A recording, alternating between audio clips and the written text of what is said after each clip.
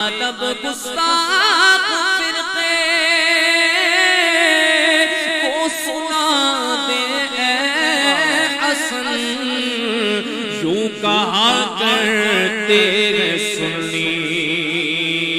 داستان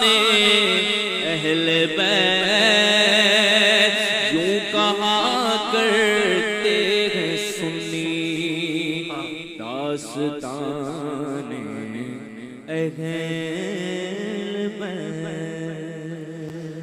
اللہ رب العالمین اپنے فضل سے اس مبارک ذکر کو جو اس نے ہمیں کرنے کی توفیق دی ہے اپنے پاک دربار میں قبولیت کا درجہ بھی عطا فرمائے، اور جتنے سامعین، ذاکرین، سامعین اس وقت امام علی مقام رضی اللہ تعالی عنہ کے مبارک ذکر کو بیان کر رہے ہیں، مولا کریم اس ذکر کو ہمارے ایمان کی جلا، دین پر استقامت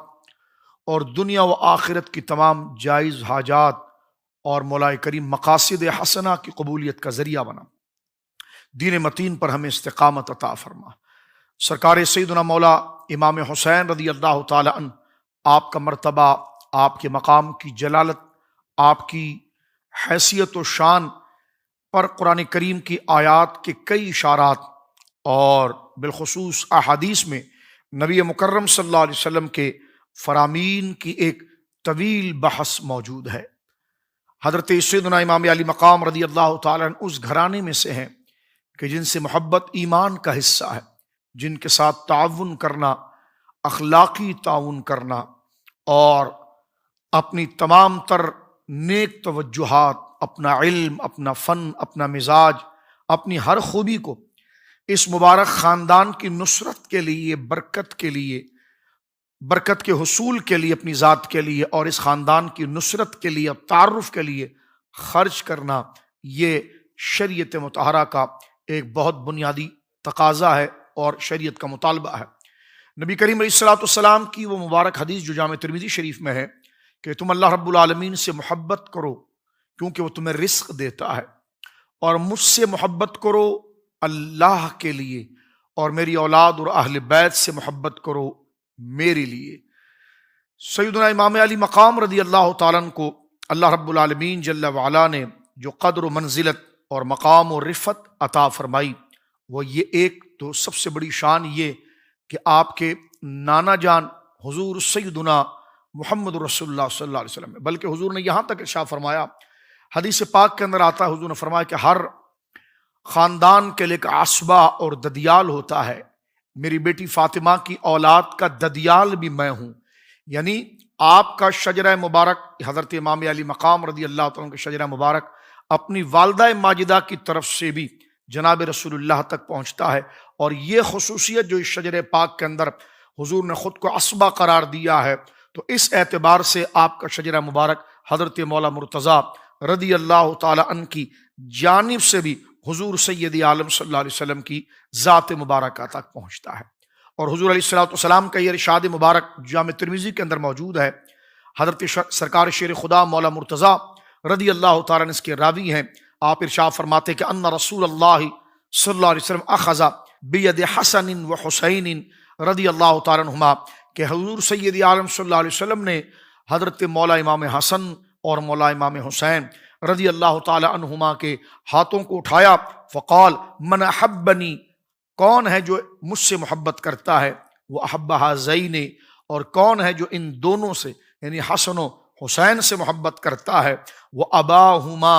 اور ان دونوں کے والد سے محبت کرتا ہے، وہ امہما، اور ان کی امی جان کا احترام اور تعظیم کرتا ہے، فرما کان معی فی درجۃ یوم القیامہ، وہ شخص جو ان ہستیوں سے محبت، ان کی تعظیم اور ان کی توقیر کرتا ہے، قیامت کے دن وہ جنت کے اندر میرے ہی گھر کے اندر ہوگا۔ سرکار مولا امام حسین اور امام حسن مجتبیٰ رضی اللہ تعالیٰ عنہ سے حضور علیہ السلام کو محبت اور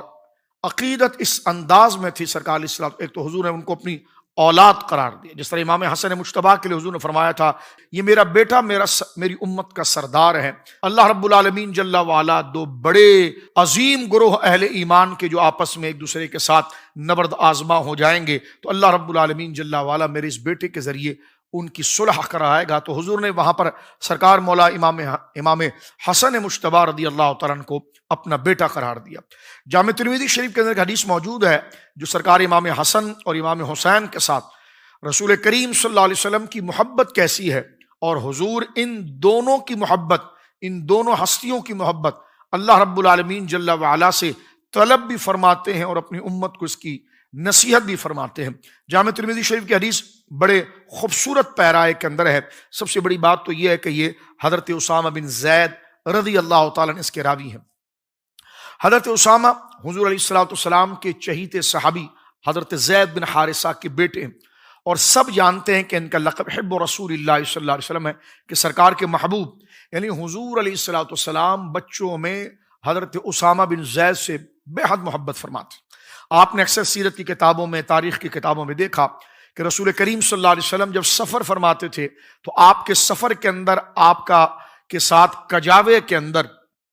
جو اکثر جو موجود ہوتے تھے وہ حضرت اسامہ بن زید رضی اللہ عنہ۔ آج آپ دیکھیے کہ حضور علیہ السلام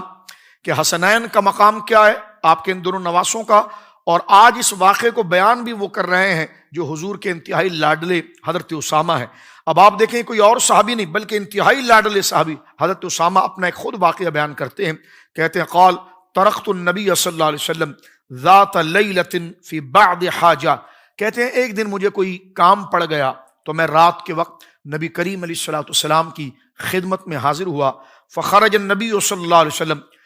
سرکار علیہ السلام اپنے حجرہ مبارکہ سے باہر تشریف لائے، وہ مشتمل علی شیء، میں نے دیکھا کہ حضور علیہ السلام کے بدن پر کوئی چیز چپکی ہوئی ہے، لیکن لا ادری، میں پہچان نہیں پایا، حالانکہ میں بہت دیر تک حضور سے بات کرتا رہا لیکن میں پہچان نہیں پایا، کیونکہ وہ کچھ چیز تو تھی، کیونکہ حضور کا جو بدن مبارک ہے آج وہ اپنے حجم، اپنے سائز سے مجھے بڑا لگ رہا تھا، اور مجھے باقاعدہ محسوس ہوا کہ سرکار نے جو چادر مبارک اپنے بدن مبارک کے گرد لپیٹ رکھی ہے اس کے اندر کوئی چیز حضور کے بدن کے ساتھ چپکی ہوئی ہے، لیکن اندازہ مجھے اس لیے نہیں ہو رہا تھا کہ ان میں جنبش نہیں ہو رہی تھی۔ تو کہتے ہیں فلما فرغت من حاجتی، میرا جو کام تھا وہ میں نے نبی پاک صلی اللہ علیہ وسلم کی خدمت میں عرض کر دیا، اور اپنے اس کام سے جب میں فارغ ہو گیا قلت، تو میں نے حضور سے کہا ما هذا الذي انت مشتمل علیہ، یا رسول اللہ یہ کیا ہے آپ کے بدن مبارک پر آقا علیہ السلام، جو آپ کے بدن کے اوپر یہ چیز جو آپ نے اٹھا رکھی ہے اور آپ کے بدن پر کوئی چیز چپک رکھی ہے، چپکی ہوئی ہے، یا رسول اللہ میں اس بات کا ادراک نہیں کر پا رہا یہ کیا ہے۔ حالانکہ دیکھیے لمبا وقت یہ گزار چکے ہیں لیکن بدن پر ایسے کوئی آثار نظر نہ آئے کہ وہ چیز کیا ہے۔ فکشف فإذا الحسن والحسین ولا ورکہ، سرکار نے جب چادر ہٹائی تو دیکھا کہ حضرت امام حسن اور امام حسین یہ دونوں حضور کی کمر کے اوپر بیٹھے ہوئے۔ اب آپ دیکھیے کہ یہ عمر میں اس وقت یعنی چھوٹی عمر ہے، آپ سمجھ لیجئے کہ جناب 4 سال یا 5 سال کے، یا بہت زیادہ تو 6 سال کی عمر ہے۔ اب یہ بچے حضور علیہ السلام کے بدن مبارکہ پر ایسے چپکے ہوئے ہیں کہ اسامہ بن زید کہتے ہیں کہ لمبا وقت میں حضور علیہ السلام سے بات کرتا رہا لیکن مجھے اندازہ بھی نہیں ہوا کہ سرکار دو عالم صلی اللہ علیہ وسلم کے بدن مبارکہ پر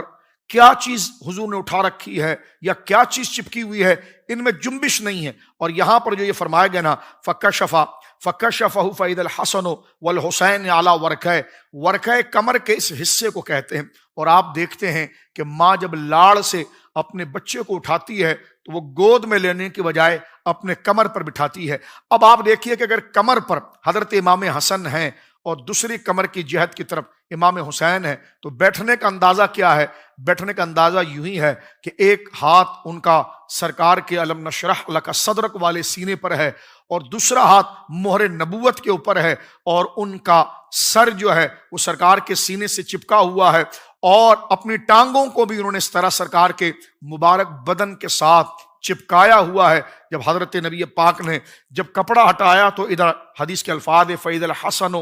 والحسین والا ورکہ، امام حسن اور حسین یہ حضور سید عالم صلی اللہ علیہ وسلم کے بدن مبارکہ پر یعنی چپکے ہوئے تھے اس انداز میں کہ ان میں ہلکی بھی جنبش نہیں۔ بچے ہیں، پاؤں ہلا سکتے ہیں، چادر میں لپٹے ہوئے ہیں، سر بھی اندر آ گیا ہے، بدن بھی اندر آ گیا ہے، کوئی گھبراہٹ ہو جائے، کوئی ہاتھ ہٹا دے ایسا کچھ بھی نہیں، بلکہ وہ دونوں حضرت اسامہ کہتے ہیں کہ ایسا لگ رہا تھا کہ یہ حضور کے جسم کا حصہ ہے، یعنی محسوس یہ ہو رہا ہے۔ فقال، جب حضور نے چادر ہٹائی تو دیکھا یہ حسن اور حسین ہے۔ فقال، اس وقت حضور نے فرمایا ھذا ابنایا وابن ابنتی، کہ اے یہ دونوں جو ہے، اور کس کو کہہ رہے ہیں؟ حضرت اسامہ کو کہہ رہے ہیں کہ اے اسامہ یہ دونوں میرے بیٹے ہیں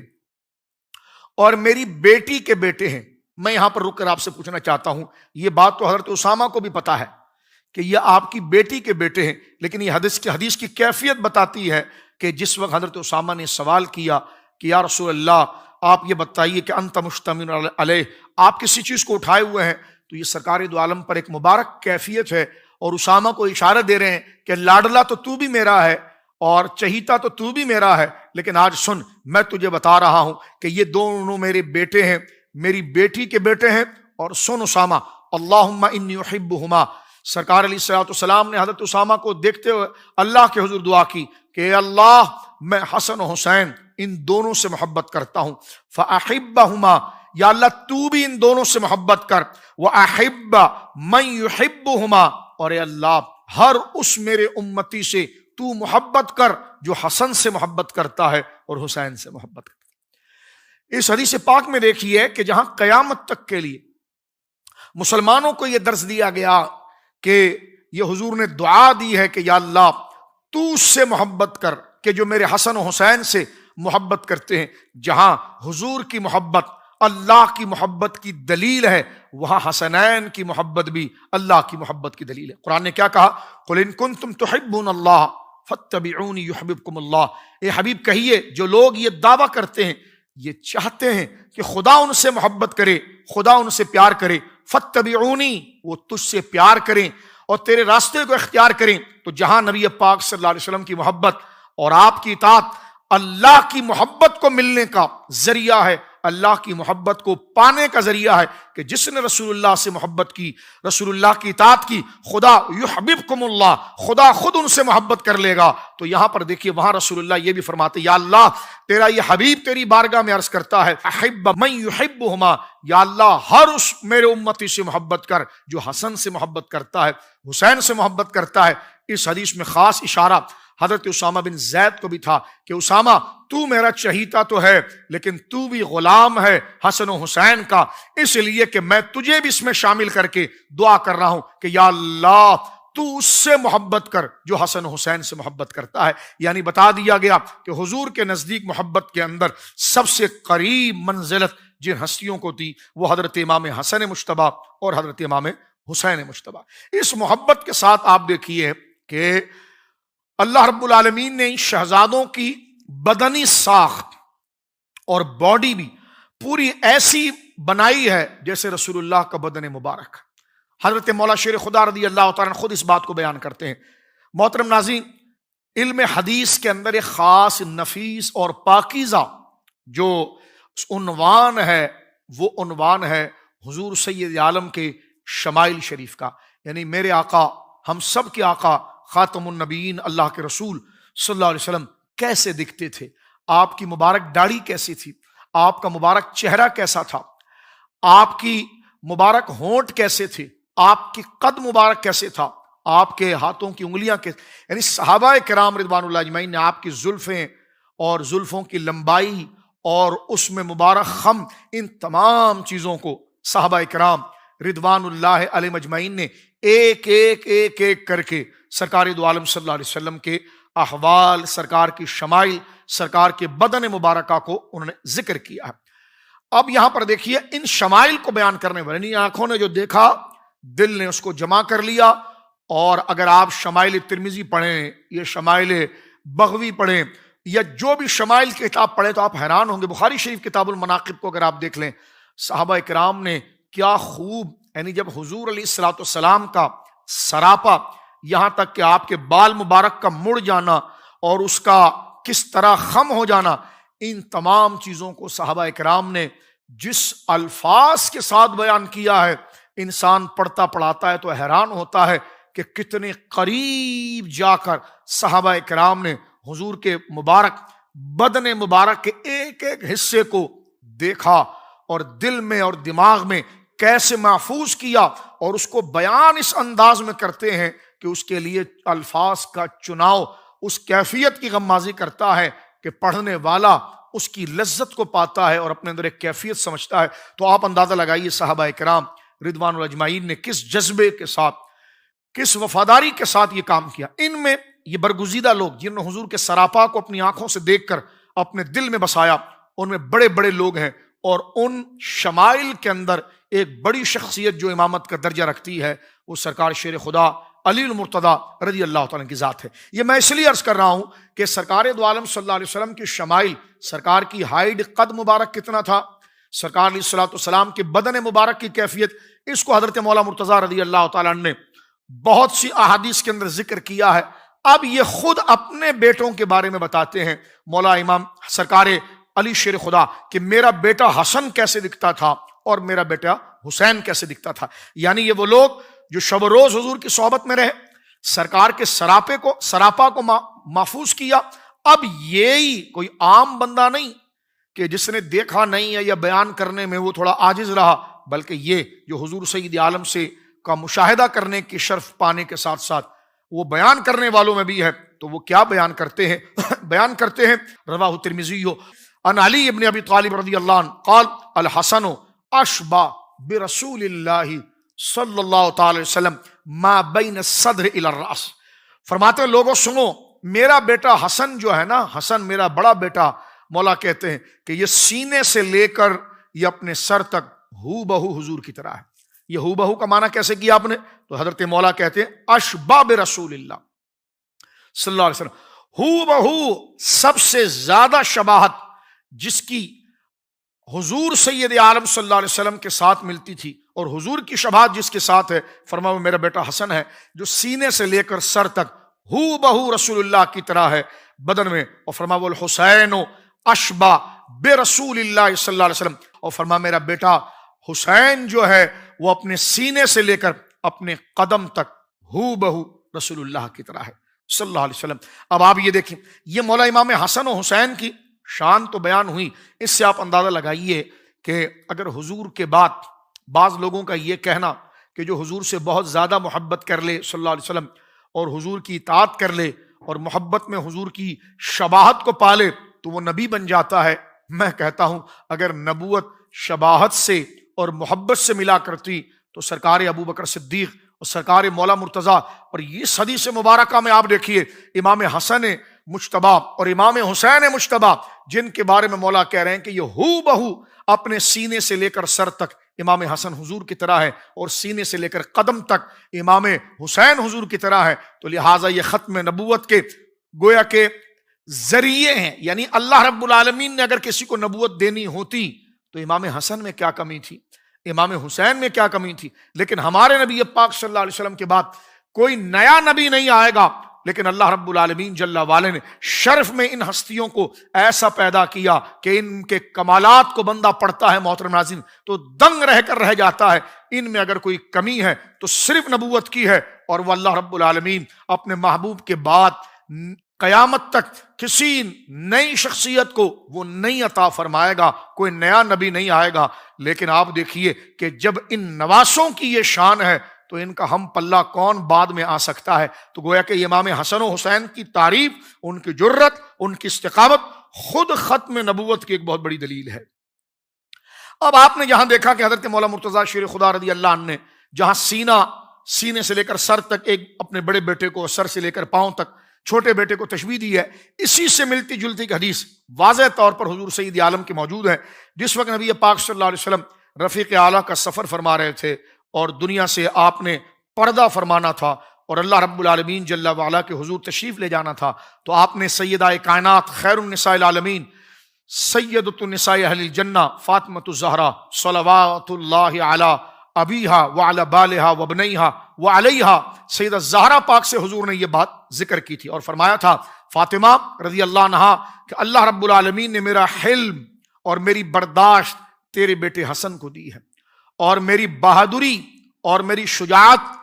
تیرے بیٹے حسین کو دی ہے۔ آپ اندازہ لگائیے، یہاں بدن دیکھیے، سینے سے لے کر سر تک شباہت امام حسن کی ہے، سینے سے لے کر پاؤں تک شباہت امام حسین کی ہے. جیسا بدن تقسیم ہو رہا ہے ویسے حضور نے صفات کی بھی تقسیم فرمائی. فرمایا میرا حلم اور برداشت حسن کو ملا، میری شجاعت اور بہادری حسین کو ملی. محترم ناظرین غور کیجئے کہ حلم و بردباری یہ قدم کی صفت نہیں ہے، یہ سینے کی صفت ہے، یہ سینے کی برداشت سینے کی صفت ہے. تو جیسا سینہ رسول اللہ کی طرح ہوا تشبیہ میں، تو اسی طرح شان بھی حضور علیہ الصلوۃ والسلام نے فرمایا کہ میرا حلم اور میری برداشت اللہ نے حسن کو عطا فرمائی ہے. اور شجاعت استعارہ ہے قدم کے استقامت سے،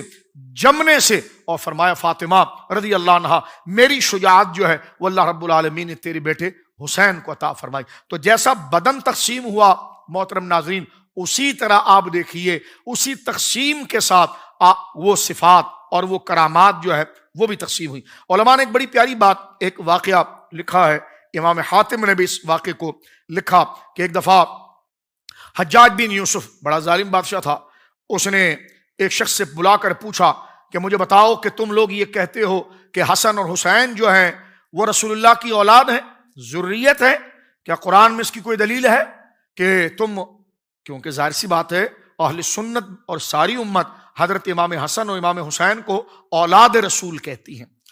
ذریت رسول کہتی. حجاج بن یوسف کو شک یہ لگا کہ بھائی سلسلہ تو باپ کی طرف سے چلتا ہے، اور حسنین جو ہیں وہ بیٹے ہیں حضور سید عالم کی بیٹی کے، تو نواسے ذریت کیسے ہو سکتے ہیں، نواسے اولاد کیسے ہو سکتے ہیں. اس نے کہا کہ میں نے قرآن اول سے لے کر آخر تک پڑھا، مجھے ایسی کوئی دلیل نہیں ملی، مجھے ایسی کوئی دلیل نہیں ملی جس سے یہ بات واضح ہو کہ بیٹی کی جو اولاد ہے، نواسے جو ہیں وہ ذریت اور اولاد کے اندر شمار ہو. انہوں نے زبردست، اس بزرگ نے کہا کہ تم نے سورۃ الانعام نہیں پڑھی، اور سورۃ الانعام کی آیت نمبر 85 نہیں پڑھی، اور اس کے ساتھ 86 87 نہیں پڑھی. اللہ رب العالمین کا ارشاد ہے وَوَهَبْنَا لَهُ إِسْحَاقَ وَيَعْقُوبَ كُلًّا هَدَيْنَا وَنُوحًا هَدَيْنَا مِن قَبْلُ وَمِن ذُرِّيَّتِهِ داؤد وسلیمان وأیوب ویوسف وموسیٰ وہارون وكذلك نجزی المحسنین وزکریا ویحییٰ وعیسیٰ وإلیاس کل من الصالحین واسماعیل والیسع ویونس ولوط وکلا فضلنا علی العالمین ومن آبائهم وذریاتهم واخوانهم واجتبیناہم وہدیناہم الی صراط مستقیم. انہوں نے فرمایا کہ دیکھیے اس آیت کریمہ کے اندر کیا چیز ذکر کی گئی ہے. انہوں نے کہا غور کیجئے، اللہ رب العالمین نے شاہ فرمایا ہم نے ابراہیم کو اسحاق دیا. ابراہیم علیہ السلام کے بیٹے حضرت اسحاق ہوئے، اسحاق علیہ السلام کے بیٹے حضرت یعقوب علیہ السلام ہوئے. پھر اللہ رب العالمین فرماتا ہے ہم نے نوح کو ہدایت دی، پھر نوح کی اولاد کو ہدایت دی، اور نوح کی اولاد میں داؤد ہے، سلیمان ہے، ایوب ہے، یوسف ہے، موسیٰ اور ہارون ہے. ٹھیک ہے، یہ بیٹوں کی اولاد ہے. پھر اللہ کے فرماتا وزکریا ویحییٰ وعیسیٰ والیاس، اور ہم نے وہ ذریت ابراہیم میں سے زکریہ کو، یحییٰ کو اور عیسیٰ اور الیاس کو ہم نے ہدایت دی اور صالحین بنایا. انہوں نے سوال کیا کہ مجھے بتائیں کہ یحییٰ علیہ السلام کے والد جو ہے زکریہ علیہ السلام ہے، لیکن حضرت عیسیٰ علیہ السلام کے تو والد ہی نہیں ہیں، وہ تو بغیر والد کے پیدا ہوئے. اور قرآن مجید نے یہاں پر حضرت عیسیٰ علیہ السلام کو حضرت ابراہیم کی ذریت قرار دیا ہے، جبکہ حضرت عیسیٰ علیہ السلام کے والد نہیں تھے، آپ تو والدہ سے پیدا ہوئے. اب حضرت سیدہ مریم جو حضرت عیسیٰ علیہ السلام کی امی جان ہے، وہ اوپر سے رشتہ ان کا حضرت ابراہیم علیہ السلام کی بیٹی بننا ہوتا ہے. تو فرمایا تم یہ کہتے ہو کہ بیٹی کی اولاد ذریت نہیں ہو سکتی ہے، اور اللہ رب العالمین نے یہاں پر قرآن مجید فرقان حمید میں حضرت ابراہیم علیہ السلام کی ذریت کے اندر حضرت عیسیٰ کو شمار کیا ہے. اور حضرت عیسیٰ علیہ السلام اپنی ماں کی طرف سے نسبت حضرت ابراہیم تک رکھتے ہیں. تو حجاج خاموش ہو گیا، اور یہ مسئلہ قرآن سے ثابت ہو گیا کہ ماں یعنی بیٹی سے جو اولاد پیدا ہوتی ہے ان پر بھی ذریت کا اطلاق ہوتا ہے. تو اس اعتبار سے بھی سیدنا امام حسن اور امام حسین کا ایک اونچا شرف کہ ذریت رسول اللہ صلی اللہ علیہ وسلم سرکار کی اولاد ہونا یہ کتنا بڑا اعزاز ہے. نبی مکرم صلی اللہ علیہ وسلم کی اولاد قرار پانا یہ کتنا بڑا شرف ہے. مسلم شریف کے اندر روایت موجود ہے، اور اسی طرح جامع ترمذی کے اندر موجود ہے. اور یہ بڑی حیران کن بات یہاں پر بیان کی جا رہی ہے. فضائل کے اعتبار سے آپ دیکھیں گے کہ کیا مقام اللہ رب العالمین جل وعلا نے حضرت امام حسن مجتبیٰ، امام حسین اور سیدہ زہرا پاک کو عطا فرمایا. حضرت حذیفہ بن یمان رضی اللہ تعالیٰ عنہ جو حضور علیہ الصلوۃ والسلام کے رازدار صحابی ہیں، وہ کہتے ہیں کہ ایک دفعہ میں حضور علیہ الصلوۃ والسلام کی بارگاہ میں حاضر ہوا اور اپنی امی کے ساتھ میں پہنچا تھا. میں نے مغرب کی نماز حضور کے ساتھ پڑھی اور پھر اس کے بعد حضور علیہ الصلوۃ والسلام کے ساتھ میں نے عشاء کی نماز پڑھی. ایک روایت میں آتا ہے کہ عشاء کی نماز جب میں نے پڑھی تو میں حضور کے ساتھ پیچھے چل رہا تھا، سامنے دروازے پر کوئی شخص حضور سے ملاقات کرتا تھا. کہتے ہیں جب وہ چلا گیا تو سرکار علیہ الصلوۃ والسلام نے میری طرف دیکھ کر فرمایا ما حاجتک غفر اللہ لک ولی امک، اے حذیفہ اللہ تجھے بخش دے اور تیری والدہ کو بخش دے. ان ھذا ملک لم ينزل الارض قط، اے حذیفہ یہ جو تو نے دیکھا نا بندہ جو گیا ہے یہ ایک فرشتہ تھا، یہ آج پہلی دفعہ جب سے یہ پیدا کیا گیا ہے یہ پہلی دفعہ زمین پر آیا ہے، اس سے پہلے اس کا نزول زمین پر کبھی نہیں ہوا. اور یہ آیا کیوں ہے؟ استعاذن ربہ ان یسلم علی، اور یہ اس لیے صرف آیا ہے کہ اس نے اللہ سے اجازت لی کہ اللہ مجھے زمین پر بھیج. اچھا زمین پر آنا چاہ رہا ہے تو اس کا مطلب بڑے اہم کام کے لیے، تو فرمایا کہ اللہ سے اجازت لی کہ یا اللہ مجھے زمین پر بھیج کہ میں زمین پر جاؤں اور میں چند بشارات جو تیری جانب سے تو پہنچانا چاہتا ہے اپنے نبی کو، تو یا اللہ اس کے ذریعہ مجھے بنا ان یسلم علی کہ میں جاؤں. حضور نے فرمایا اس نے یہ کہا تھا کہ میں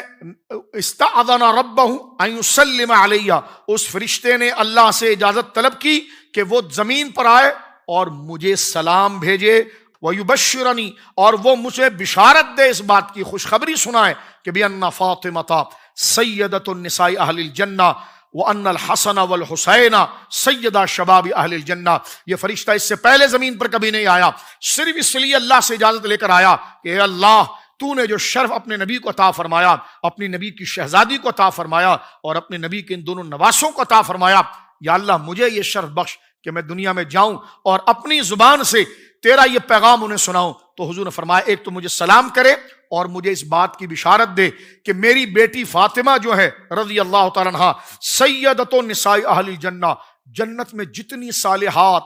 پارسا عورتیں جائیں گی ان تمام کی سردار سیدہ فاطمہ ہوں گی.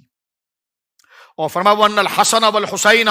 سیدہ شباب اہل جنہ، اور جنت میں جتنے اہل ایمان جائیں گے اور اہل ایمان جنت کی نعمتوں سے سرفراز ہوں گے، ان تمام جنتیوں کے اندر اللہ رب العالمین جل والا جن کو سرداری کا مقام عطا فرمائے گا ان نوجوانوں کے سردار امام حسن ہوں گے اور ان نوجوانوں کے سردار امام حسین ہوں گے. حدیث پاک کے اندر ایک نہیں طویل واقعہ موجود ہے. حضرت ابو ہریرہ رضی اللہ تعالیٰ عنہ کا یہ واقعہ ہے. امام ذہبی نے اس کو سیر میں نقل کیا کہ صحابہ کرام امام حسین سے کیسے محبت کرتے تھے. امام علی مقام ایک جگہ گئے اور انہوں نے نماز جنازہ پڑھائی. نماز جنازہ پڑھا کر امام حسین تشریف لا رہے ہیں اور اپنی مبارک نالین جوتوں میں اپنے مبارک پاؤں کو داخل کرتے ہیں. تو ہوتا کیا ہے؟ قال كنا في الجنازة فاقبل ابو ہریرہ ينفض بالصوب تراب عن قدم حسین. امام علی مقام رضی اللہ تعالیٰ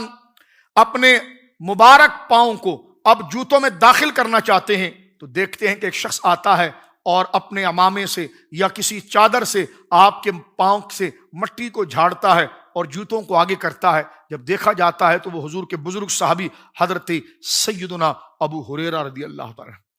آپ اندازہ لگائیے کہ یزیدیوں نے اور بالخصوص عبید اللہ بن زیاد ملعون اور یزید جیسے فاسق و فجار اور ملعونین نے امام علی مقام رضی اللہ تعالیٰ عنہ کو شہید کر کے آپ کی توہین کر کے خدا کے کس غضب کو انہوں نے دعوت دی ہے. یعنی ایسی عظمت والی شان ذات اللہ اکبر جن کو اللہ نے یہ مقام عطا فرمایا، لیکن عصبیت اور تعصب میں اس سے پہلے پروگرام میں بھی ہم نے آپ کی خدمت میں امام علی مقام کے وہ خطبے پیش کیے ہیں، پڑھنے کی سعادت پائی ہے جس میں امام علی مقام نے ان پر حجت قائم کی تھی اور ان کے سامنے آپ نے یہ جملہ ارشاد فرمایا تھا کہ دیکھو تم میرے مقابلے پر آ رہے ہو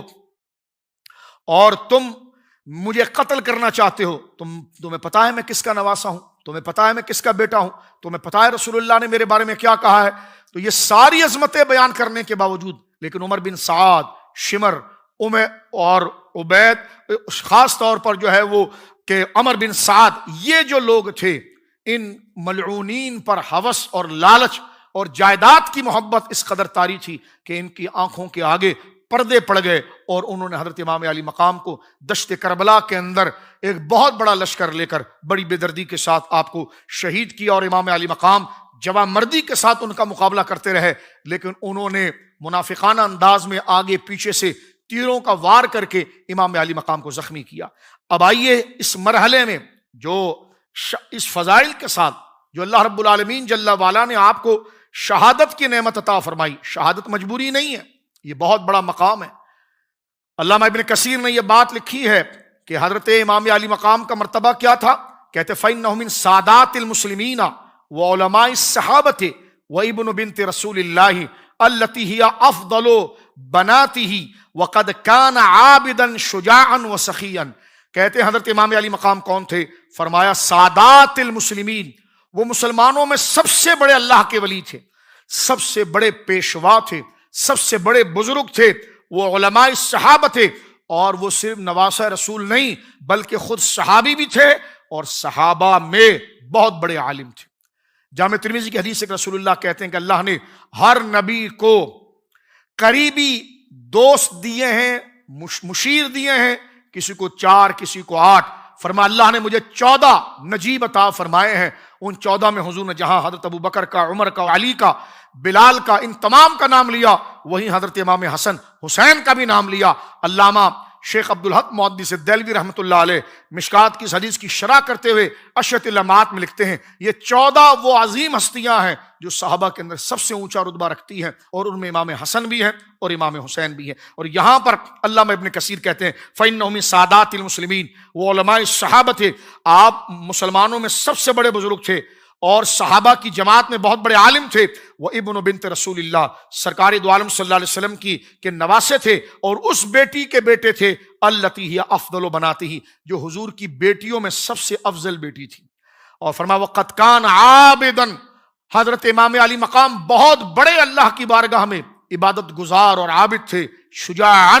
بہت بہادر تھے، اور سخیا، اور آپ ہمیشہ غریبوں کے ساتھ امداد و نصرت کرتے تھے۔ سورہ آل عمران میں دیکھیے اللہ رب العالمین جل وعلا نے یزید جیسے بدبخت، عبید اللہ بن زیاد جیسے بدبخت، عمر بن سعد جیسے بدبخت، اور اس سے پہلے انبیاء کرام اور صالحین کو قتل کرنے والے جیسے ملعونین اور بدبختوں کا انجام قرآن ذکر کرتا ہے۔ اللہ اکبر، جنہوں نے اللہ کے محبوبوں کی توہین کی، یہ سورہ آل عمران ہے، آیت نمبر 21 ہے۔ اللہ فرماتا ہے ان الذین یکفرون بآیات اللہ وَيَقْتُلُونَ النَّبِيِّينَ بِغَيْرِ حَقٍّ، بے شک وہ لوگ جو اللہ کی آیتوں کے ساتھ انکار کرتے ہیں، کفر کرتے ہیں، اور انبیاء کو ناحق شہید کرتے ہیں، وَيَقْتُلُونَ الَّذِينَ يَأْمُرُونَ بِالْقِسْطِ مِنَ النَّاسِ، اور عدل و انصاف کا، حق و سچ کا حکم دینے والوں کو قتل کرتے ہیں، فَبَشِّرْهُم بِعَذَابٍ أَلِيمٍ، آپ کہہ دیجئے کہ ان لوگوں کے لیے دردناک عذاب ہے۔ یہاں پر اللہ رب العالمین نے 3 لوگوں کو پر لعنت فرمائی ہے، ایک وہ جو اللہ کی آیات کے ساتھ کفر کرتے ہیں، دوسرے وہ جنہوں نے نبیوں کو قتل کیا معاذ اللہ، اور تیسرے وہ کہ عدل اور انصاف اور حق کی بات کرنے والے نیک علماء صالحین لوگوں کو وہ قتل کرتے ہیں۔ اور یقیناً اس میں کوئی رائے نہیں، جس طرح ابھی میں نے آپ کے سامنے پڑھا کہ امام علی مقام اپنے دور میں مسلمانوں کے سادات المسلمین سب سے بڑے علماء میں سے تھے، اور آپ کو شہید کر کے قتل کر کے یزید ہو یا عبید اللہ بن زیاد ہو، وہ اس قرآن کی آیت کے تحت اس لعنت کے مستحق ہوتے ہیں جو قرآن کہتا ہے فبشرہم بعذاب علیم۔ ان بدبختوں کے لیے اللہ کی اتنی بڑی نعمتوں کی توہین کرنے والوں کی وجہ سے ان کے لیے بہت ہی دردناک عذاب ہے۔ حضرت ابو عبیدہ بن جراح کہتے ہیں میں نے عرض کیا یا رسول اللہ قیامت کے دن کن لوگوں پر سب سے زیادہ عذاب ہوگا؟ سن لیجیے الیاذ باللہ، اللہ محفوظ فرمائے۔ آپ نے فرمایا جس شخص نے نبی کو قتل کیا، یا نیکی کا حکم دینے والے اور برائی سے روکنے والے علماء اور نیک لوگوں کو قتل کیا۔ پھر رسول کریم صلی اللہ علیہ وسلم نے سورہ آل عمران کی آیت نمبر 21 کی تلاوت کی جو میں نے ابھی آپ کے سامنے پڑھی۔ رسول مکرم صلی اللہ علیہ وسلم نے فرمایا کہ جو نیک لوگوں کو جو حق کی دعوت دیتے ہیں، امام علی مقام کے سارے خطبے اٹھا کر دیکھیں، یزید کے ساتھ آپ کا بنیادی اختلاف یہ تھا کہ یزید نے خلافت کی روح کو ختم کر دیا تھا، احیاء خلافت آپ کا مقصد تھا، نیکی کی بالادستی آپ کا مقصد تھا، شریعت کے سے ٹکرانے والے جو قوانین، جو عادتیں اور جو حرکتیں یزید پلیت معاشرے میں لا رہا تھا، جس کے پیچھے لوگوں کو لگا رہا تھا، امام علی مقام اس نیکی کا حکم دے کر برائی کے روک رہے تھے، اور اس برائی پر ان کی مذمت کر کے عوام اور اللہ کے بندے اور رسول اللہ کی امت کو اس برائی سے روک رہے تھے۔ اور قرآن نے یہ کہا کہ جنہوں نے نبیوں کو شہید کیا اور ان لوگوں کو مارا یا شہید کیا کہ جو لوگوں کو نیکی کی بات بتاتے تھے، برائی سے روکتے تھے، تو ان کے لیے دردناک عذاب ہے۔ اب دیکھیے، کیونکہ کتابوں تفاسیر میں آتا ہے کہ بنی اسرائیل نے ایک دن میں تقریباً 46 کے قریب، اللہ اکبر، 46 کے قریب انبیاء کرام کو بنی اسرائیل نے گویا کہ شہید کیا، اور 112 علماء کو ایک دن کے اندر قتل کیا۔ اللہ رب العالمین نے ان پر یہ لعنت فرمائی۔ نبی پاک سے پوچھا گیا اللہ کے نزدیک کون سا شہید، شہیدوں کی تو بہت قسمیں، اللہ کے نزدیک شہیدوں میں وہ کون سا شہید ہے جو سب سے اونچا مرتبہ رکھتا ہے؟ حضور نے فرمایا وہ شخص اللہ کے نزدیک سب سے بڑا شہید ہے کہ جس نے کسی ظالم بادشاہ کے سامنے کھڑے ہو کر اسے ٹوکا ہو اور اس کو کہا ہو کہ تو برائی کر رہا ہے، میں تجھے برائی سے باز رکھنے کا حکم دیتا ہوں اور نیکی کا حکم دیتا ہوں، اور وہ ظالم بادشاہ اس نیک بندے کو قتل کر دے۔ نبی پاک فرماتے ہیں اللہ کی بارگاہ میں شہیدوں کے درجے ہیں، لیکن شہادت میں سب سے بڑا درجہ وہ ہے جو ظالم بادشاہ کے منہ پر کھڑے ہو کر اس کو نیکی کا حکم دے رہا ہو اور برائی سے روک رہا ہو، اور وہ ظالم بادشاہ اپنی دنیاوی حرص، لالچ اور بناوٹی حکومت کی غرض میں وہ بدبخت اٹھے اور اس اللہ کے نیک بندے کو جو اللہ کا حکم سنا رہا ہے اس کو شہید کر دے۔ رسول اللہ کہتے ہیں ایسا اللہ کی راہ میں شہید ہونے والا شہادت میں سب سے اونچا درجہ رکھتا ہے۔ اب بتائیے، یہ حدیث پاک آئینہ بن رہی ہے کربلا والوں کی چہرے مبارکہ کی، ان کی شہادت کی، ان کی کوششوں کی۔ یقیناً ان کا رتبہ اللہ کی بارگاہ میں شہداء کے اندر سب سے اونچا ہے۔ اب یہ حدیث پاک اور دیکھیے، نبی پاک صلی اللہ علیہ وسلم کا ارشاد ہے، سرکار دو عالم صلی اللہ علیہ وسلم نے فرمایا تم میں سے کوئی شخص لوگوں کے دباؤ کی وجہ سے، دیکھیں امام علی مقام کی زندگی پر یہ حدیث کیسے ثابت آتی ہے، مجموعہ زوائد میں، مسند امام احمد میں، مسند ابی یعلا میں روایت موجود ہے۔ رسول کریم فرماتے تم میں سے کوئی شخص لوگوں کے دباؤ کی وجہ سے حق ظاہر ہونے کے بعد اس کو بیان کرنے سے اور کسی بڑی بات کا ذکر کرنے سے اپنے آپ کو باز نہ رکھے، کیونکہ لوگوں کے دباؤ اور لوگوں کے ڈرانے سے نہ موت قریب آتی ہے نہ رزق دور جاتا ہے۔ اس حدیث پہ واللہ اگر کسی کا کامل اعتماد اپنے دور کے اندر رہا تو اس میں کوئی دو رائے نہیں ہے، وہ سرکار امام علی مقام رضی اللہ تعالیٰ عنہ کی عظیم جلالت و عظیم مبارک ذات ہے۔ شہداء کے مرتبے کو قرآن مجید نے کیسے بیان کیا؟ فرمایا وَمَن یُطِعِ اللَّهَ وَالرَّسُولَ فَأُولَٰئِکَ مَعَ الَّذِینَ أَنْعَمَ اللَّهُ عَلَیْہِم مِّنَ النَّبِیِّینَ وَالصِّدِّیقِینَ وَالشُّہَدَاءِ وَالصَّالِحِینَ وَحَسُنَ أُولَٰئِکَ رَفِیقًا۔ اللہ فرماتا ہے جس نے اللہ رسول کی اطاعت کی ہے وہ رہیں گے ان کے ساتھ جن پر اللہ نے انعام کیا، وہ نبیین ہیں، وہ صدیقین ہیں، وہ شہداء ہیں، وہ صالحین ہیں، اور یہ کیا ہی بہترین دوست ہیں۔ یعنی اللہ رب العالمین جل وعلا نے شہداء کا درجہ تیسرے نمبر پر رکھا۔ اللہ اکبر۔ میں تو یہ کہتا ہوں کہ امام علی مقام شہید بھی ہیں اور صدیقین میں بھی آپ کا شمار ہے، اپنے درجوں کے اندر اور اپنے مقام کے ساتھ۔ امام علی مقام رضی اللہ تعالیٰ نے شہادت نوش فرمائی، اور شہادت سے قبل امام علی مقام رضی اللہ عنہ نے خطبہ دیا تھا، اور وہ خطبہ آج بھی ابن اسیر نے اپنی کتاب الکامل میں نقل کیا۔ آپ نے جب جنگ کی طرف آپ تشریف لے جا رہے ہیں امام علی مقام، اور دشمن تلواروں کو تیز کر چکے ہیں، ایک بندہ حق اذان حق دے رہا ہے، اور یہ دشمن چاروں طرف سے ہزاروں کی فوج لے کر سامنے کھڑے ہیں، اور وہ خدا کا شیر جس کے سامنے 40,000 کا لشکر کھڑا ہے لیکن کسی کے میں دم نہیں ہے کہ سامنے آ کر مقابلہ کرے، وہ امام علی مقام کو چاروں طرف سے گھیرتے ہیں، آپ کا چہرہ مبارک سامنے ہے تو وہ پیچھے سے تیروں کی بارش کرتے ہیں۔ امام علی مقام لیکن جب مارکے میں جا رہے ہیں، محترم ناظرین اس بات کو آخری پہرائے میں سنیے، اور آپ نے، کیونکہ اللہ والوں کا کام آہو بقا نہیں ہوتا، آہو فغا نہیں ہوتا، چیخ و پکار نہیں ہوتا، وہ سارا کام اللہ کی رضا کے لیے کرتے ہیں، اور اللہ رب العالمین کی طرف سے ان پر آزمائش ہوتی ہے، جیسے اللہ نے فرمایا وَلَنَبْلُوَنَّكُمْ بِشَيْءٍ مِّنَ الْخَوْفِ وَالْجُوعِ۔ آگے کیا فرمایا؟ وَبَشِّرِ الصَّابِرِينَ۔ آہو فغا، چیخ و پکار کرنے والے نہیں ہوتے، وہ برداشت کرتے ہیں، صبر کرتے ہیں، تو اللہ نے فرمایا کہ ہم بشارت دیتے ہیں صبر کرنے والوں کو۔ تو امام علی مقام نے اپنی اپنی بہن سیدہ زینب رضی اللہ عنہا، جن کو سیدہ زینب کبریٰ کہا جاتا ہے، اللہ اکبر، جنہوں نے یزید کے دربار میں خطبہ دے کر یزید پلید کے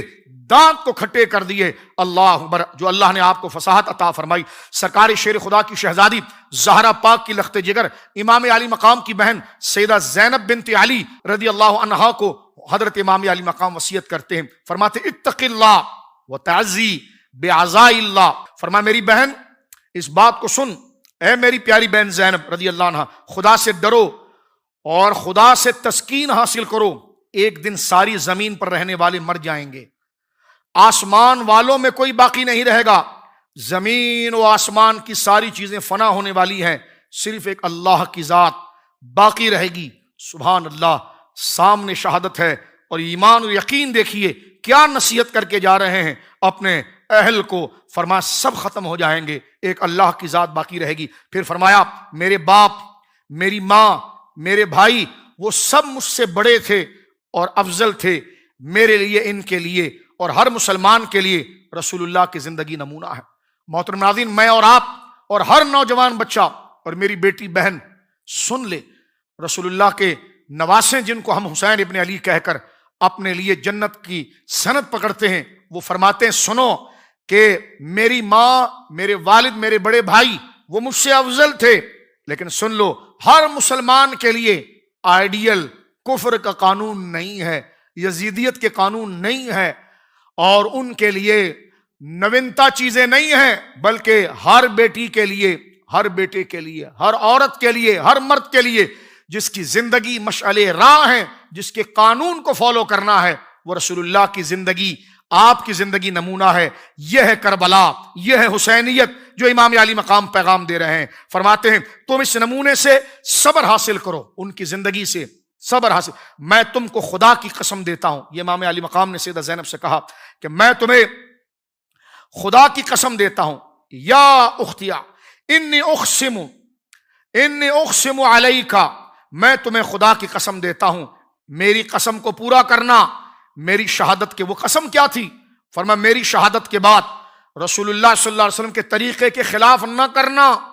وہ طریقہ کیا تھا؟ فرمایا میری بہن میں تجھے قسم دیتا ہوں، میری قسم کو پورا کرنا، اور وہ قسم کیا ہے؟ میری شہادت کے بعد رسول اللہ کے خلاف نہ کرنا، میرے مرنے پر گریبان کو چاک نہ کرنا، میری شہادت کے بعد منہ کو اپنے ہاتھ سے نہ مارنا،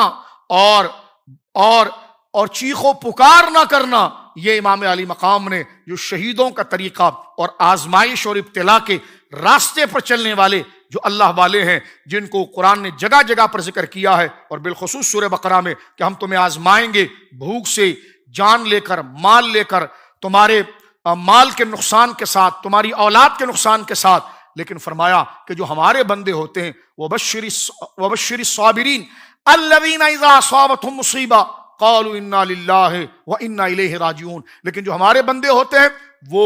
اپنے گریبانوں کو نہیں پھاڑتے، اپنے چہروں کو ہاتھوں سے نہیں مارتے، اور آہو فغاں نہیں کرتے، گلے نہیں پھاڑتے، فرمایا وہ صبر کرتے ہیں، صبر کے ساتھ رہتے ہیں، اور یہی کہتے ہیں کہ ہم اللہ کے لیے تھے اور ہم اللہ کے لیے ہیں، انا للہ، ہم اللہ کے لیے ہے، وَإِنَّا إِلَيْهِ راجعون، اور اسی کی طرف ہم چلے جائیں گے۔ اللہ رب العالمین جل والا سید الشہداء کی مبارک مقدس سیرت سے ہمیں حصہ عطا فرمائے، صبر، للہیت، شریعت کی پابندی، تلوار کے نیچے رہ کر بھی اللہ اکبر، نماز کی پابندی، لوگوں کا جسم جب بولتا ہے جب سر لگا ہوا ہو، لیکن حسین ابن علی وہ زندہ ذات ہے کہ نیزے پر سر ہے، اور وہ کہتا ہے کہ تم نے تو اصحاب کہف کا قصہ سنا تو وہ عجیب ہے، تم نے اہل بیت رسول آل محمد کے ظلم کا قصہ نہیں سنا۔ تو وہ سر مبارک جو نیزے پر بول رہا ہے، یہ امام حسین رضی اللہ تعالیٰ عنہ کی حیات ہے، شہادت ہے۔ اللہ رب العالمین تمام امت کو شریعت کے تحفظ کے لیے، اللہ کے نظام کے تحفظ کے لیے، اور اپنے گھر پر، اپنے آپ پر، اپنے محلے میں، اپنے دکان پر جو اللہ کے دین کا عدل، انصاف، حرام و حلال والا قانون ہے، اس کو ہمیں نافذ کرنے کی اور عملی شکل دینے کی اللہ رب العالمین جل وعلا توفیق عطا فرمائے۔